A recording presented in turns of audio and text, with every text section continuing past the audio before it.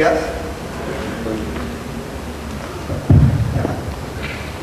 Buenos días a todos. Yo quisiera también, a la hora de presentar esa ponencia sobre el libro de Rafael Osterni, contar un poco también cuál ha sido mi incursión en el mundo del diseño editorial, el diseño de libros, por la formación literaria que tengo, digamos, de manera académica. Todo libro para mí siempre es una fuente de conocimiento y sobre todo una fuente en la cual este conocimiento sigue vivo. Evidentemente también los soportes del libro ya no necesariamente son impresos, sino también digitales. Pero en este caso especial, porque de alguna manera crecí rodeado de libros, entendiendo el mundo, tocándolos, oliéndolos, quizás tampoco leyéndolos, pero sí, sobre todo, sintiéndome muy acompañado, es que en el año 2002 creé una colección de libros de poesía. A manera de introducción les puedo contar que esta colección se llamó El Álbum del Universo Bacterial y fue presentado aquí el año pasado. Es una colección que todavía es continua. De alguna manera también lo que me interesa de esta colección es cómo la creación literaria a partir de la poesía, el diseño editorial y la producción gráfica me permite a mí sostener un proyecto independiente. Este proyecto independiente es un proyecto que, digamos, me tiene concentrado todo el tiempo y sobre todo también me pone en contacto con la creación literaria, sobre todo en el Perú, porque es una colección peruana.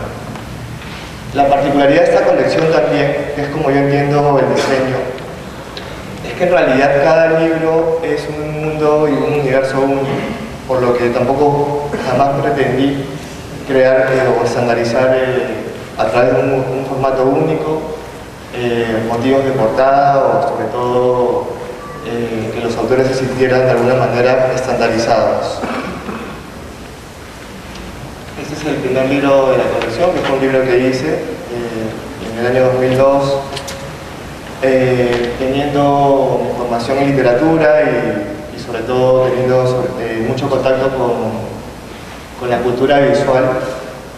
Me interesó a mí sobre todo crear un tipo de libro que no necesariamente, no es que sea inclasificable, sino más bien que sea un libro que diera sobre todo una proyección espacial a la escritura.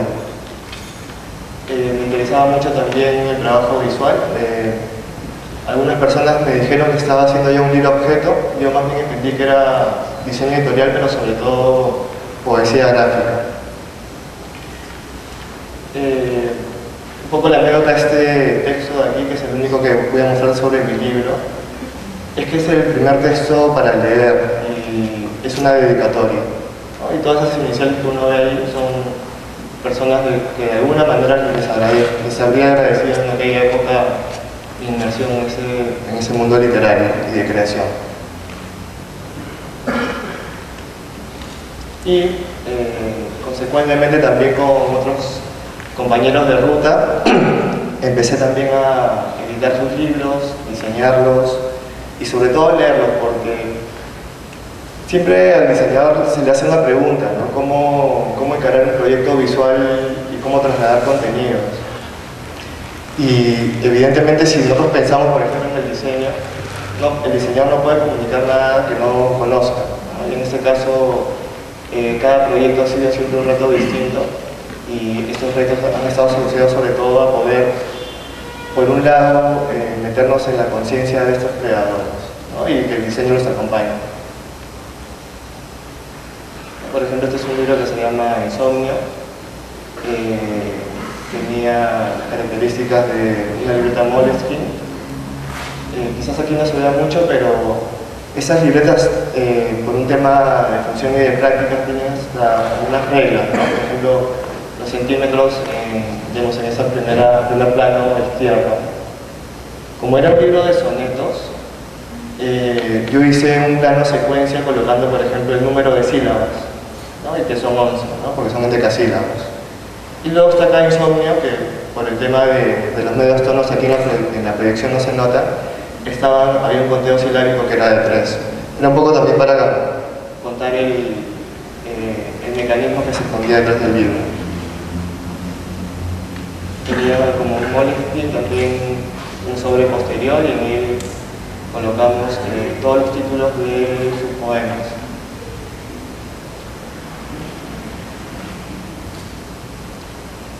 Luego se sucedieron también otros proyectos en los que también estuve muy empujado para hacer experimentaciones, sobre todo investigaciones en materiales. En este caso es un libro íntegramente hecho en papel de despacho, que es el papel para, digamos, que se usa mucho en las galerías, en los mercados, ¿no? Pero me interesó sobre todo que la encuadernación sea con impresión solamente por un lado, y la parte interior de estas hojas sea más bien ese lado como invisible. Y bueno, también tener un poquito más de contacto con otro tipo de registros que no necesariamente sean impresos, sino también, en este caso, acústicos, ¿no? A partir de la grabación de música o de lectura de los propios poemas. Como digo, cada vez que veo un libro siento que estoy atravesando sus páginas. Buena parte de los libros también de la colección siempre tienen este tipo de juegos en los que, si ustedes pueden darse cuenta, en la tapa dura, en la parte izquierda, el texto está como al espejo, ¿no? Y este detalle hace también de que el libro sea, en el fondo, una puerta, ¿no? Como cuando uno abre una puerta de vidrio y ve escrito el nombre del establecimiento, y cuando está uno adentro lo ve de una forma invertida, ¿no? Como estar dentro de un libro y ver el camino hacia afuera, hacia el mundo. Así es el mundo que representan los libros de creación literaria. También me llevó, por ejemplo, en este caso, en Nocturama, querer intervenir la portada, sobre todo la contraportada, el lado posterior, y hacerle un agujero. La historia un poco detrás de esta portada está también asociada a los tiempos de violencia que vivió el Perú, ¿no? Que mucha gente hacía su vida y sobre todo su vida pública se circunscribía paradójicamente en los ámbitos privados, ¿no? Uno quería ver a sus amigos, uno quería salir, pero siempre se veía una especie como de encierro. Y de alguna manera, a la hora de contarle estos 5 libros, he querido un poco compartir mi cocina literaria, ¿no? Cómo me inicié en el mundo del diseño. Yo aprendí a diseñar con libros de poesía. Aprendí que buena parte de lo que yo puedo hacer como comunicador es leyendo, no necesariamente leer textos, sino leer discursos, leer pensamientos, leer sobre todo una cadena, ¿no? De motivaciones que no empiezan en mí, sino empiezan en los autores. Y fue por ese motivo de diseñar esos libros de poesía, que es un proyecto independiente, que quise también forjarme un oficio, una profesión. Entendí también, ¿no?, a la hora de forjar esa profesión y habiendo hecho estos libros, que siempre que a mí me preguntan qué es el diseño gráfico, automáticamente pienso que es comunicación visual. Es muy difícil para un diseñador, porque yo a veces pienso en mis padres que no saben todavía a qué me dedico. Cuando digo que soy diseñador gráfico, piensan que soy una imprenta, piensan que soy un corrector, o piensan muchas cosas, pero no necesariamente entienden, digamos, el trabajo visual y sobre todo entender la imagen y sobre todo el trabajo de tipografías. En el año 2007 yo hice o fundé mi propio estudio de diseño que se llama Sputnik, significa compañero de viaje en ruso, y lo hice también pensando en que si el diseño gráfico es comunicación visual, mi trabajo también podría ser acompañar a empresas culturales, comerciales o independientes en sus propios proyectos de hacer que sus productos tengan mayores usuarios y sobre todo ser más eficaces también con los mensajes que ellos quieren transmitir a través de mi trabajo. El 2007 también fue el año de la astronomía y fue también coincidentemente, porque de alguna manera uno busca las coincidencias, el 50 aniversario de la era espacial. ¿no? Con el lanzamiento del Sputnik. Ese es un poco mi marca.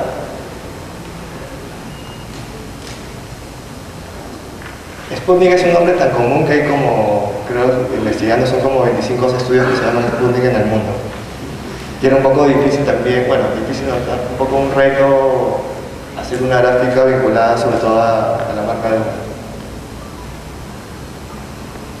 de como compañero de viaje y comunicador visual, uno de los trabajos que de alguna manera quiero compartir antes de hablar del libro de Rafael fue el Museo Cava. Lo trabajé durante unos 16 meses, entre el 2008 y el 2009. Fue un proyecto bastante fuerte porque me hizo también entrar en el mundo interdisciplinario. Trabajé con una arquitecta, con una museógrafa, con un equipo de arqueólogos y sobre todo con un equipo en el cual se discutió hasta los mínimos detalles de lo que se deseaba para este museo. El Museo Cava es un museo que está en el complejo arqueológico El Brujo. Es una gran pirámide, en verdad son dos pirámides de barro, tienen millones de adobes, ¿no? Se han hecho durante unos 400 años de la cultura mochica, ¿no? La cultura mochica es una cultura que se dio entre los 100 a 700 años después de Cristo. Es una cultura que tiene una riqueza visual bastante impresionante. Lo que ven ahí es una de esas pirámides que tiene un cobertor para proteger las pinturas murales en barro que vamos a conservar. Así se ve la pirámide del lado oeste. En la parte izquierda lateral es el museo, para que se den cuenta un poco las dimensiones que tiene.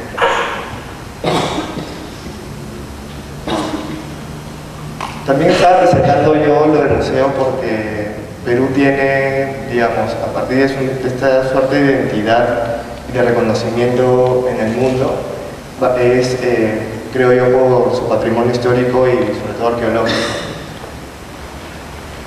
Entonces me sirve también como de preámbulo para hablar de la gastronomía peruana. Ese es uno de los frisos que hay en el frontis norte, ¿no? La escala, por ejemplo, de estos prisioneros es más o menos como de 1,60 m a 1,70 m. Las lluvias y sobre todo el paso del tiempo han hecho de que estos frisos se conserven de esa manera. Este es un recinto interior, ¿no? Y quería yo mostrarles este recinto porque cuando me encargan a mí el diseño del museo, también me encargan a mí crear la identidad, ¿no? Crear la marca de este lugar. El complejo arqueológico El Brujo tiene la singularidad de estar a orillas del mar y a la vera de una ribera, ¿no? del río Chicama. Entonces, esta gráfica, cuando yo la vi hecha por los artistas mochicas, más o menos este muro debe tener como 2,10 metros, para que se hagan una idea. Es barro, digamos, polícromo, son tintes naturales y minerales. Tiene un efecto bastante hermoso en las noches donde hay luna llena, porque algunos pigmentos azules empiezan a brillar, ¿no? Como si fueran escarchas.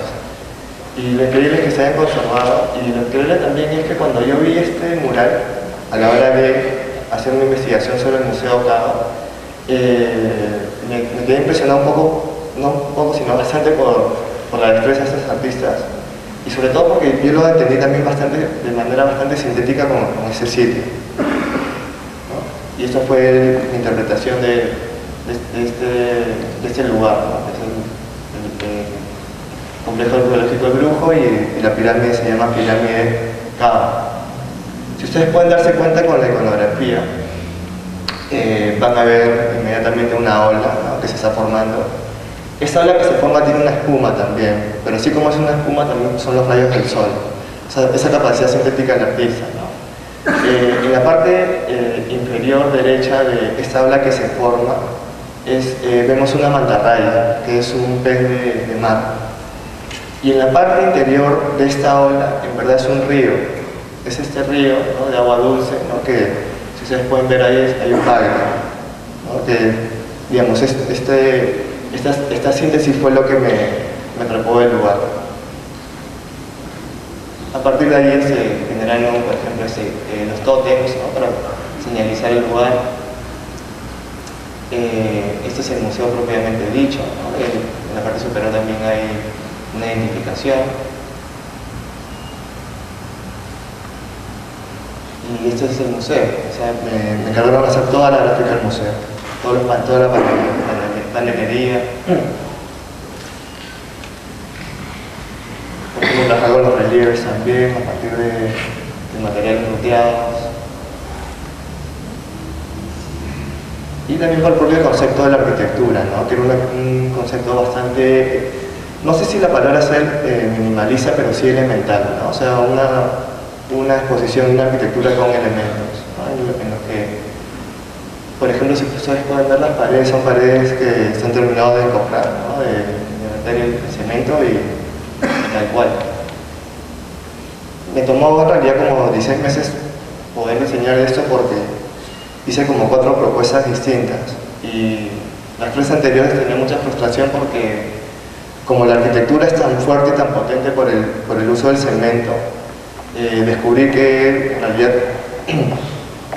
el trabajo con el negro hacía de que yo pudiera hacer algo así como ventanas en ese lugar. Ese lugar, por ejemplo, con paneles blancos era imposible, ¿no? Este es un poco el acervo arqueológico que tienen. Hay unos cerámicos,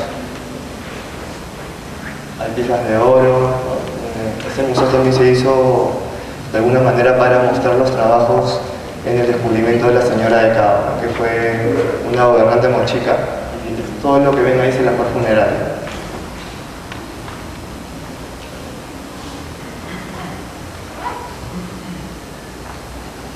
Es un poco para que se hagan la idea de dónde queda Trujillo. Es el mapa de Lima, en como 45 minutos en avión llegamos a Trujillo y luego una hora más para llegar al complejo arqueológico del Brujo.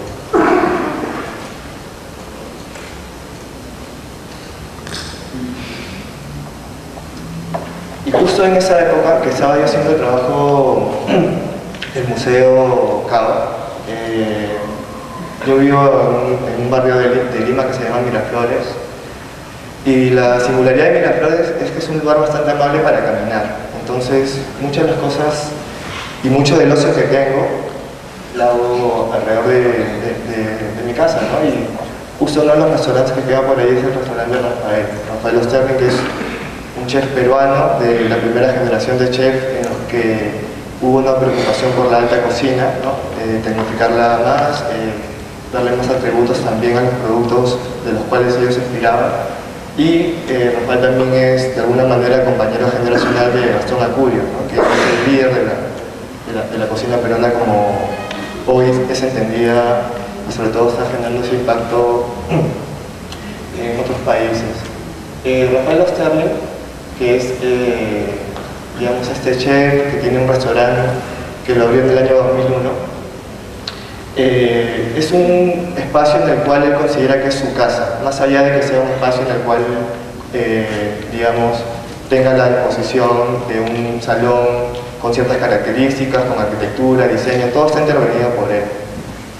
Y como yo veía que tenía mucho interés por el tema del diseño, y además porque uno de mis lugares favoritos es la barra de ese restaurante, ¿no?, para tomarse una copa al terminar el día, para ponerse con amigos, para conversar y para pasar sobre todo un buen rato, es que yo decidí un día, y también a manera de enamorarlo, regalarle un juego de posavasos, ¿no? Y el juego de posavasos era un poco hacer una investigación tipográfica con las R's de Rafael, y sobre todo también, y creo que los diseñadores también, ese tipo de estrategias son bastante buenas, es que uno siempre debe acercarse a los mejores, porque los mejores siempre van a generar también un nivel de, digamos, de frecuencia frente por ejemplo, a los usuarios que van a ese restaurante, ¿no? Si es un restaurante bueno o relativamente o con mucha calidad, el trabajo que uno puede hacer ahí va a ser sobre todo visto, ¿no? Muchas de las cosas que hice en Rafael luego me permitieron también tener contacto con otros cocineros, ¿no? Al punto que ahora estoy trabajando en un libro con Mitsuhari, ¿no? Que va a ser una ponencia hoy también. Entonces le hice estos posavasos y los obsequié, ¿no? Le obsequié el diseño. Luego de ahí, mientras tenía también esos viajes que hacía el Museo CAO, me encargó de hacerle el diseño de una carta. Él en realidad el diseño de las cartas las cambia cada 6 meses, ¿no? Y si bien esta carta es sí, minimalista, ¿no? La idea era un poco romper las cartas que él había hecho antes, ¿no? Que eran bastante más adornadas, con texturas, ¿no? En algunos casos habían hasta diseño de volutas, medias psicodélicas. Y también lo que sucede en Rafael es que, por ejemplo, le gusta que tiene no solamente como el diseño es bastante ecléctico, le gusta muchas cosas. Hicimos una carta muy dulce. Y como ya le hacía tantos trabajos a Rafael, en momentos él tenía un cumpleaños o tenía una cena de gala o cualquier cosa, siempre me pedía que le haga gráfica, ¿no? Eso fue una gráfica que hice para un cumpleaños de él también. Era un cumpleaños medio temático. Y aquí es donde en realidad me voy a detener ahora para conversarles a ustedes sobre el proyecto. Como me gustaba tanto ir al restaurante Rafael, y ya en confianza, alrededor del año 2010 o 2009, fue que yo lo veo a él y le digo: Rafael, me gustaría diseñarte de tu libro, ¿no? Ya que él también conocía mis libros de poesía y sobre todo le empezaba a hacer algunos trabajos.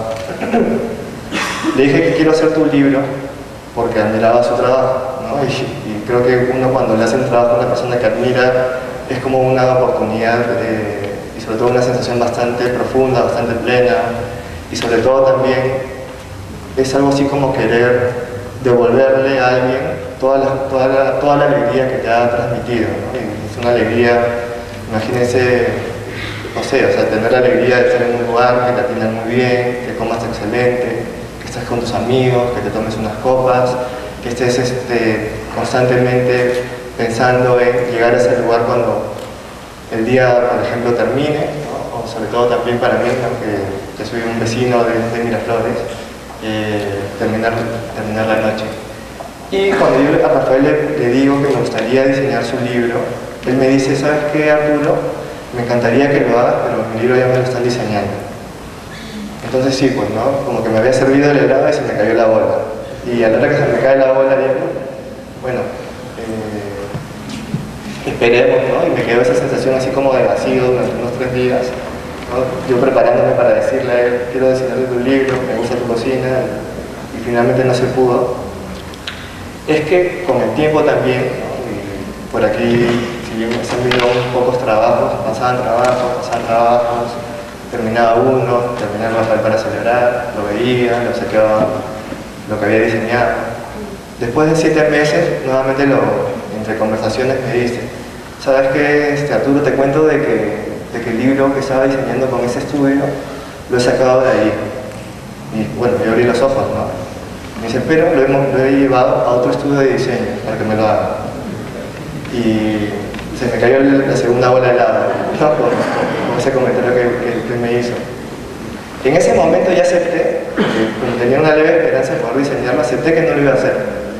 Y no quiere decir que desde el principio no haya sucedido, pero digo, mira, como amigo le voy a dar todos los comentarios posibles y si en un momento él quiere que intervenga en algún asunto, hasta cómo está el libro, cómo está quedando, o cualquier comentario, se lo voy a dar con mucho gusto.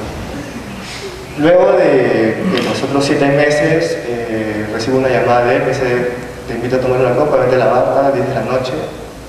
Llego y él llega con una maqueta, ¿no? del libro. Eran como un libro de 240 páginas y la maqueta estaba hecha y diseñada en unas 50 páginas. Siéntate aquí, pídete algo, voy a atender un poco a los amigos, a los clientes, quiero ver cómo está la cocina, que todo marche.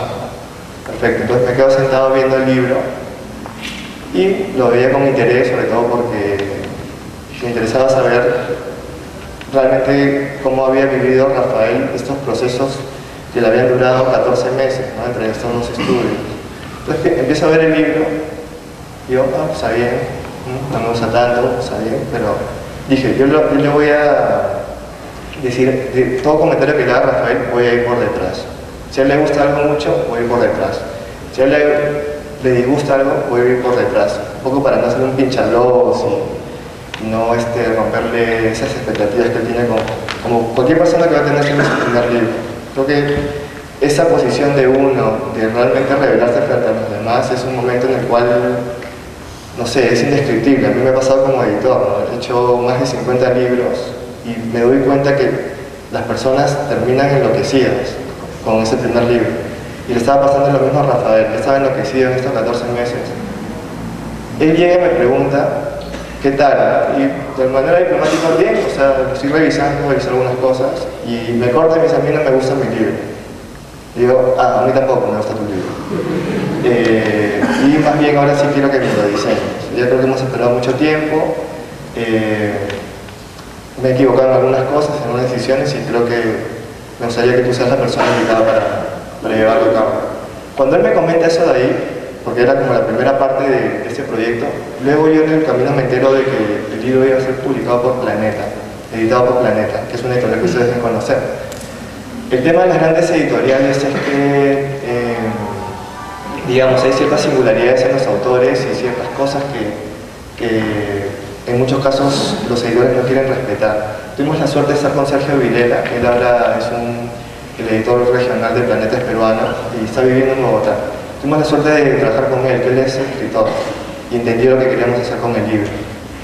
El libro, si bien el título es gigante, no tenía otra manera tampoco de contarles eso, es la relación entre la gastronomía y el diseño editorial, es la experiencia de hacer un libro de cocina.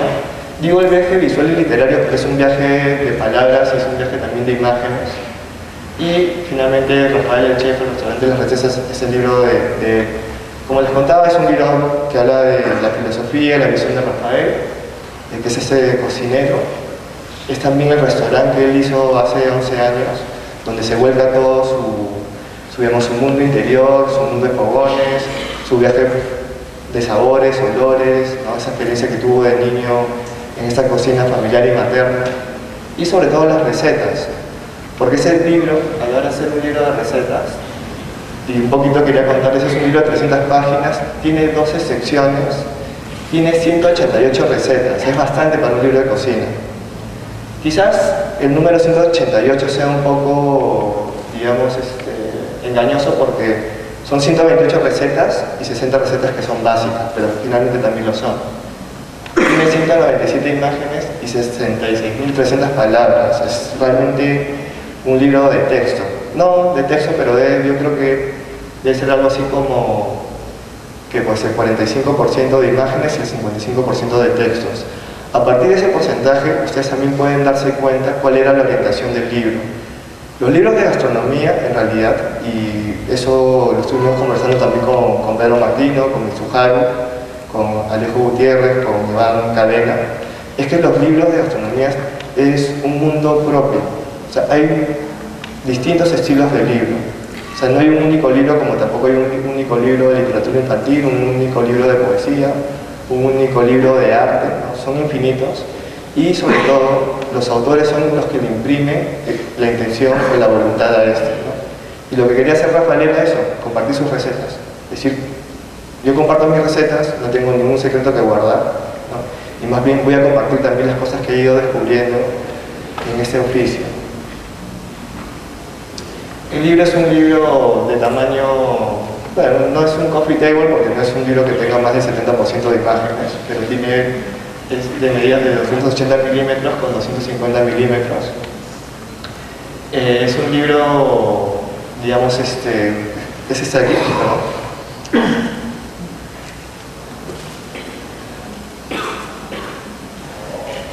Digamos, y es un libro lo tienen aquí de frente, ¿no? Es perdón.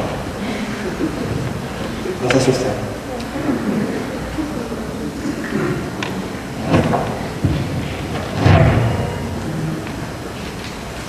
Esto en realidad fue también una negociación con la editorial. La editorial quería sí o sí que el chef saliera en portada. Rafael todo el tiempo quiso, no, yo no voy a salir en portada, yo no voy a salir en portada, yo no voy a salir en portada, porque lo importante en el libro no soy yo, son mis recetas, es lo que yo pienso. Pero finalmente terminamos negociando con ellos, al punto de que querían que Rafael estuviera cocinando o haciendo algo relativo a su cocina. Todas las sesiones fotográficas se hicieron en el restaurante, toda la sesión de fotos, pasos a pasos, de productos, ¿no? Y en la última sesión que se estaban retratando los platos, digamos, el fotógrafo que es Ángel Stolz, le dijo, ¿sabes qué? Cuádrate aquí en medio del salón, te tomo la foto y nos olvidamos, ¿no? Sí, quizás para algunas personas también pueda servir un poco de retrato de cómo es él, ¿no? El pantalón que tiene, que es un pantalón camuflado, zapatillas, es bastante fresco, informal. Y de alguna manera también, cuando uno está con él y lo conoce, es bastante cálido y galán. Nosotros hicimos la portada, que en el fondo es la portada que seguimos pensando que es la que queremos, ¿no? Tiene un jacket, el libro, una sobrecubierta. Esto con el tiempo se cae, y con el tiempo uno es posible que lo termine botando. Entonces, el libro para nosotros también es este de aquí, ¿no? Que es el libro el arte que forra la tapa dura. Es la misma actitud y es la misma secuencia con la imagen fotográfica, pero el detalle es que en realidad, si bien es él, tampoco es él. O sea, es él, sí. Era un poco la idea también de, un poco quizás de realizarlo y desnaturalizarlo. Seguirlo.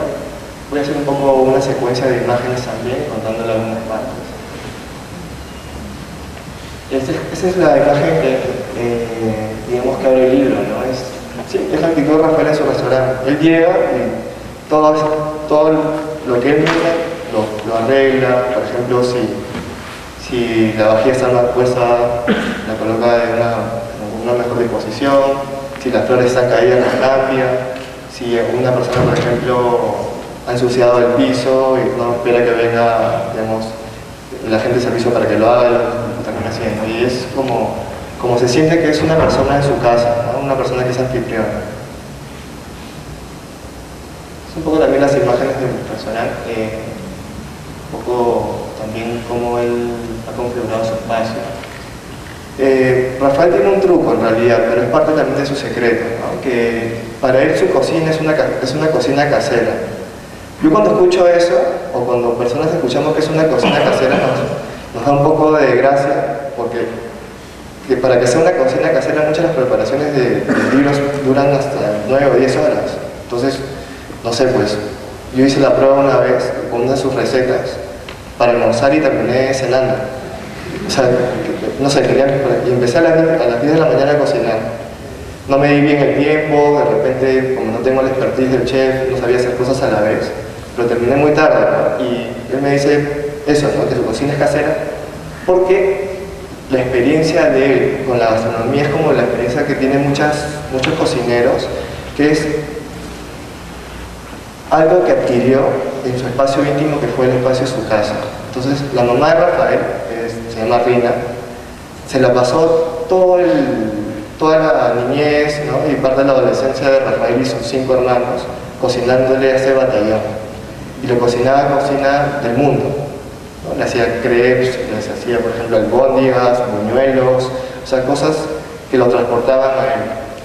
Y como ustedes bien saben, también el Perú, a la hora también de asumir esa posición de tener una gastronomía de calidad y sobre todo atractiva, los chefs como Rafael, como Gastón y como muchos de su generación empezaron abriendo restaurantes de comida internacional hace unos 10, 12 años o 13. Las tuyas son quizás un poco más. Comida internacional, mediterránea. ¿Por qué? Porque muchos de estos chefs eran formados en escuelas europeas. Estaban en Francia, estaban en Londres. Entonces todo lo que recibían ellos estaba ahí, ¿no? y es también lo que sucedió con esos primeros chefs. A pesar de que la comida de Rafael es comida internacional, no necesariamente es esa comida internacional que él encuentra en estos lugares de formación, sino era esa comida internacional que su madre, ¿no?, preparaba en este viaje, digamos, familiar. Este es el restaurante en Lima. En la parte inferior derecha hay un texto de Mario Vargas Llosa. La idea no era darle, digamos, esa espectacularidad a un autor como él, ¿no?, el peruano, premio Nobel, sino más bien tratar de matizarlo, ¿no?, porque es una firma bastante importante. Tenemos otro texto que es de Fernando Siso, que también es un gran pintor, ¿no?, que está al fondo y está tapando su cara, ¿no? Justo ese día, el día que le hicieron esa sesión, llegó con los hombres de negro. ¿No? Y también esta actitud de contraste, ¿no?, en las imágenes, que era un poco también la idea. Bueno, hay un texto medio textino, se le pidió que hablara sobre la comida. Uno pensaba que iba, no sé, a escribirse unos párrafos, ¿no? Seguramente dijo increíble, ¿no?, como si fuera un shot, ¿no?, de fotográfico. Y bueno, este Rafael es, en esa introducción visual un poco era la idea de meternos del restaurante a su mesa y sobre todo también saber de que para él su cocina es un homenaje a la cocina festiva, ¿no?, esa cocina de domingo donde compartes platos alrededor de una mesa, donde haces tus charlas. Y acá cuenta un poco eso, ¿no?, ese viaje que tuvo. Y luego también hay otro texto que se llama Recetas Modelo para Armar, ¿no? La idea era un poco representar la idea de la pizarra, ¿no?, porque los cocineros trabajan mucho con pizarra y sobre todo hacen match de productos. Y ahí, digamos, aproveché también la ocasión de preguntarle a Rafael si tenía bocetos o ilustraciones sobre sus platos. Este es un poco el detalle del boceto de León. Y era eso, él buceó entre sus archivos, yo solamente cogí uno porque me interesaba colocar uno, no todos, ¿no?, y colocarlo ahí. Y luego en esa parte que ya deja de, digamos, ya remontó las páginas introductorias, hablamos ya de la carta. Como le comentaba, tiene 12 secciones, están ahí, nos van a plantar panes, ensaladas y sopas, entradas, pizzas, pastas y risotos. Es como un viaje de mucha información. Y empezamos con la barra. A la hora de que yo diseño la parte de barra y de cócteles, me interesó sobre todo representar ese lugar que a mí me gusta, que es la barra de Rafael. Y le dije a Rafael, no es necesario poner los cócteles, fotografiarlos, sino más bien transmitir un poco ese feeling, ¿no?, digamos, esa sensación que uno tiene de diversión y placidez, ¿no? En este caso hay 4 columnas, donde hay 4 cócteles, luego igual, ahora son 2 cócteles.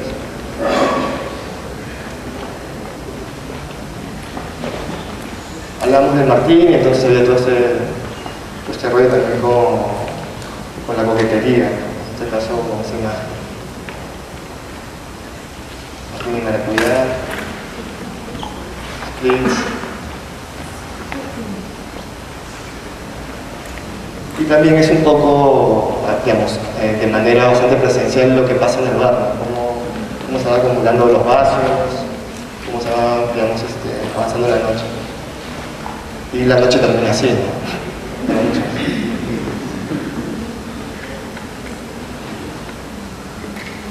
Luego de ahí también hacemos el salto también de contenido. Estábamos en el bar, estamos en la barra, que también es el lugar de las tapas. ¿Y qué son estas altas? Digamos, esta alta cocina en porciones pequeñas. Y bueno, estamos en ese ambiente de la barra, donde tenemos aquí una mini hamburguesa de cordero marroquí, con berenjenas, yogur y humo, ¿no? Como les contaba, ¿no?, la cocina de Rafael no es que sea una cocina peruana en el sentido estricto, sino era un poco lo que él quiere transmitir de esa visión que él ha tenido alrededor del mundo y sobre todo de ese mundo que fue concebido en la propia cocina familiar.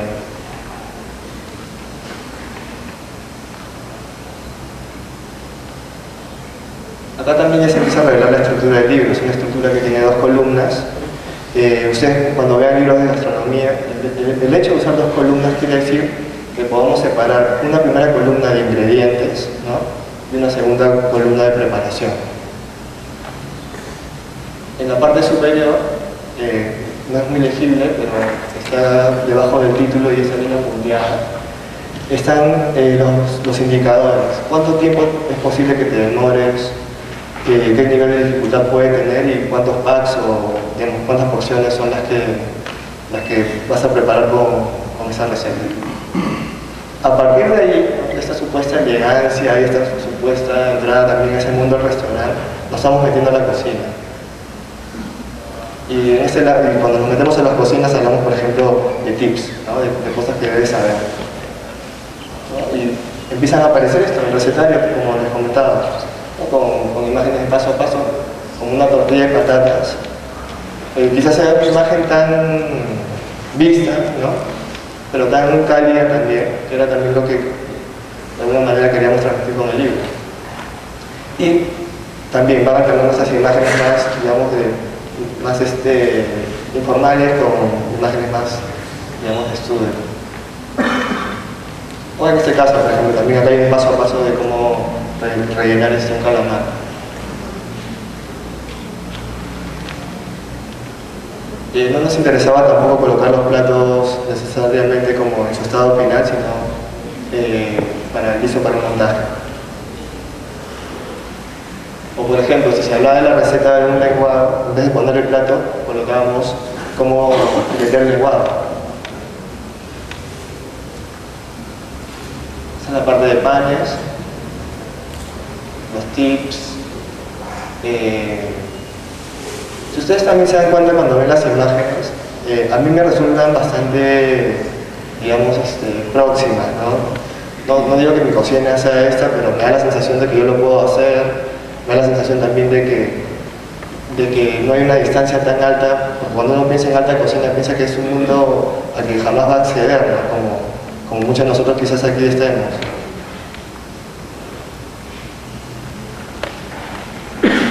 Y bueno, también pasaba eso, ¿no?, que había un momento de tanta informalidad que nos tirábamos chistes y aprovechábamos, fotografiábamos cómo lo podemos aprovechar en un momento y también para un poco, sí, con imágenes también uno entra al interior de las personas.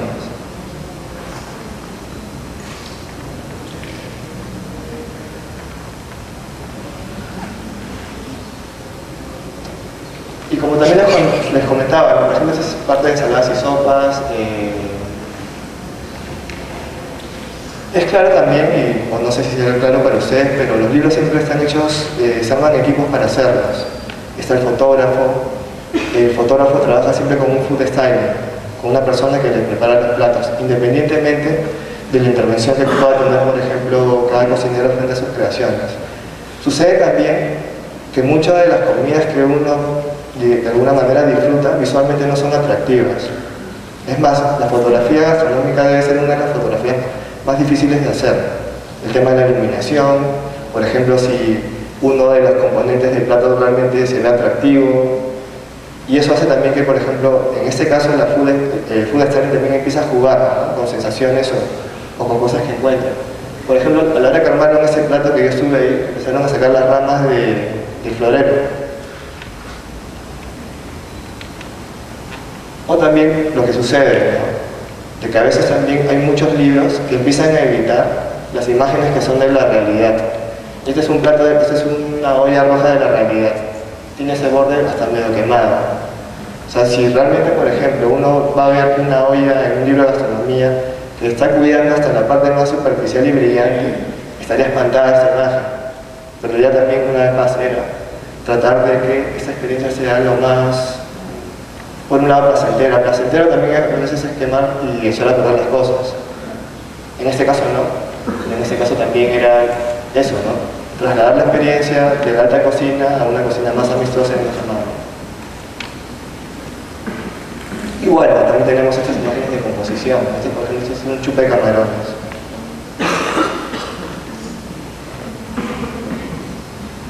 Y también como se escucha muchos chefs, y eso me inspira mucho, que es que un buen producto es una gran inspiración también. Y la idea también era esa, en qué medida podemos hacer un recorrido también de productos. Había muchas fotos de Rafael que quizás eran mucho más calculadas y estudiadas que finalmente las desechamos, ¿no? Él, por ejemplo, en una galería, en un mercado, en un terminal, dijimos, no, mejor concentrémonos en tu cocina y en el espacio de tu restaurante como tu casa. Así es como se ve también algunas de las páginas, con todos estos textos aquí. Esta es la parte de entrada, ¿no? Es también un poquito como uno ve a un mesero atendiendo a las personas, ceviches, tempuras, conchas, ¿no? En este caso es la concha de un asado premium con una mantequilla arriba, y era eso también, ¿no? Que deje la sensación de no necesariamente hogareña, pero sí de expectativa, ¿no? Que sale de ahí. Una parte de pizzas, igual de pasos a pasos, tips, por ejemplo, a veces uno cuando ve el montaje, en este caso una pizza, sabes que el prosciutto lo haces después de que sale el horno, ¿no? Quizás alguna persona pensaría, armo todo, lo coloco y lo saco y estarías desperdiciando un manual de producto. Bueno, pasos a pasos de montaje.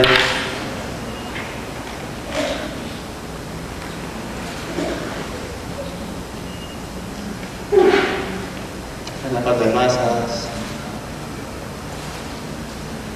Este es un mise en place anterior de la sesión fotográfica, ¿no? Que finalmente también es un mise en place.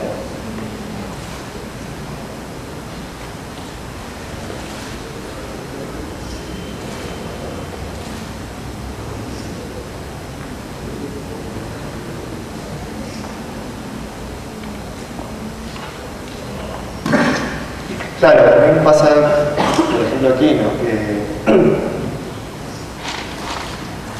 Yo le pregunté cómo se hace un gnocchi y me dijo, ¿sabes qué? Colócalo, para que tú sepas. Y me hizo colocar toda la secuencia de los pasos del gnocchi. Y que también me generaba digamos, ciertos retos en cómo terminar de colocar la información. Coloco la información restante en esta página derecha a modo de columna central.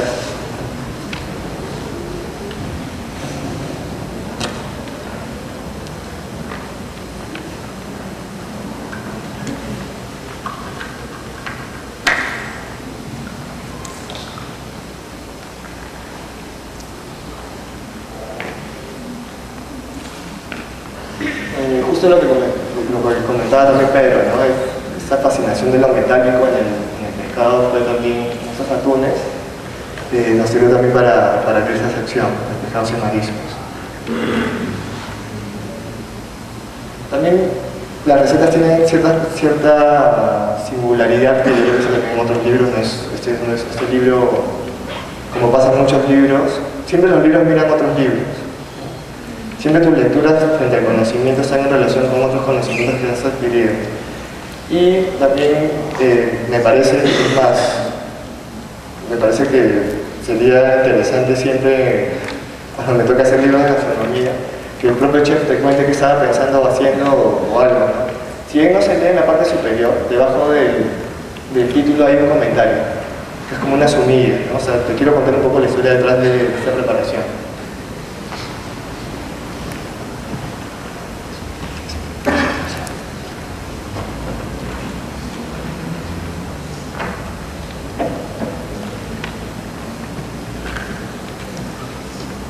La parte de carnes.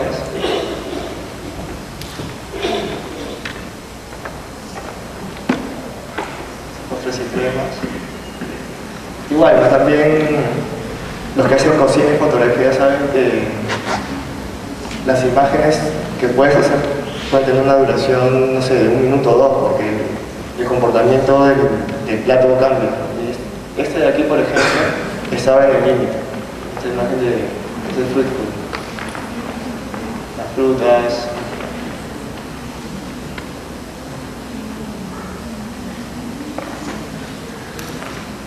Este es el aliento del café. Esta es la parte de helados y sorbetes. En realidad los helados son esferas, ¿no? Y creo que en esa parte queríamos ser un poquito más espaciales. Aparte eran los telas que se me cayeron con él también.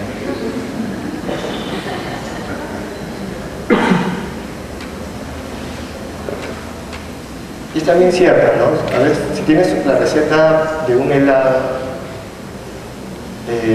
buena parte de esos pasos técnicos es repetitivo. Entonces, no vale la pena tampoco estar, digamos, siendo determinantes con las imágenes. Y bueno, tiene una parte final que son los básicos, ¿no? Son 60, son como 50 y 48 básicos en salados y los últimos 12 en dulce. Esa es la parte final de cierre. Hicimos un índice onomástico también de nombres, un poco para ubicar las recetas. Hicimos también dentro del libro una lista de proveedores. O sea, si muchas de las cosas que se están diciendo para cocinar, queríamos también que la gente las encuentre, ¿no? O al menos facilitarles la información. Con el tiempo esto también se va actualizando.